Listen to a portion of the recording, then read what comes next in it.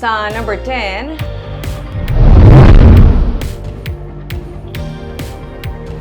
hindi na kinahanglan pa nga magtabok sa Iloilo karon nga nagbukas na ang S&R membership shopping sa Bacolod kaina sang aga. Kabahin ini sang commitment sang tagdumalahan sa mga loyal members sini sa isa ka dekalidad nga serbisyo.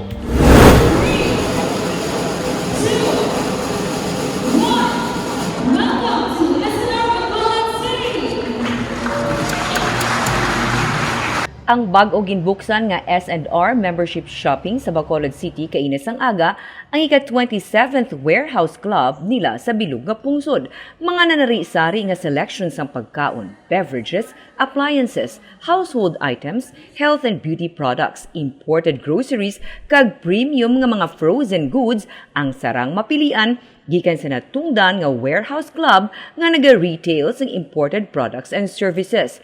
Si Bacolod Mayor Albi Benitez ang dinapit nga bisita, lakip na ang mga lokal nga opisyales sa Bacolod sa grand opening nga ginpamunuan sa mga opisyales sini nga sanday Anthony C., presidente sang S&R, Susan Ko nga chairman sang Pure Gold Prize Club kag asawa ni Lucio Ko nga chairman naman sang Costco Capital, Vincent Ko, presidente sang Pure Gold Prize Club, John Alonte, presidente sang Breadco, Willie Au, Breadco Director, Johnny Uy, Amado Uy, presidente sang Star Key Venture Corporation kag Morning Glory Corporation. Suno kay C, ang pabukas nila hindi lamang kabahin sang ilang nga expansion, kundi nagapakita man sang suporta nga ila nakuha kasubong man collaboration nga nagduso sang ila man nga pagsanyog.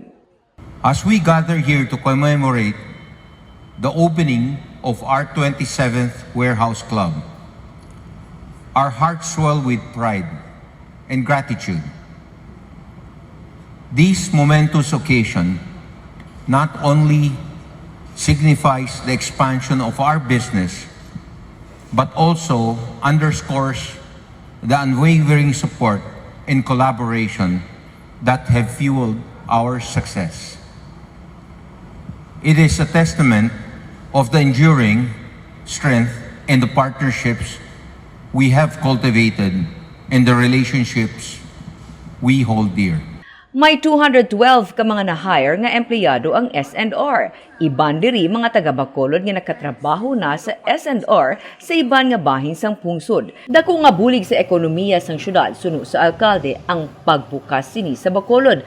Tugas ang consumer consumption. The driving force of our economic development is consumer consumption.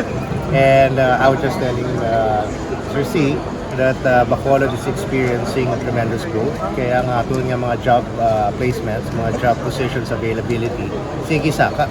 No? And right now we have a couple of thousands job opportunities. That's why makita mo mga job fairs natin is almost every quarter or every other month because of that opportunity coming and knocking on the door of Bacolod City. For S&R alone, how many jobs ang 212 kuno ang ilang regular employees ngayon. But then of course this is a lot of trickle-down effect sa aton nga mga ibang nga livelihoods.